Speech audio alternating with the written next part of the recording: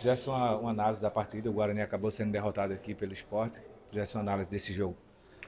Jogamos até os 27 minutos do primeiro tempo, onde nós tivemos as melhores oportunidades, competimos, depois desorganizamos em alguns momentos. Hoje, defensivamente, a equipe num todo ela foi muito abaixo, cometemos erros que não vínhamos cometendo nos últimos jogos, pagamos um preço alto pela qualidade do adversário, mas é seguir em frente, é nos reestruturar emocionalmente, se preparar para esse jogo decisivo dentro de casa, que a gente ainda continua no páreo, continua na luta e ainda só depende só de nós.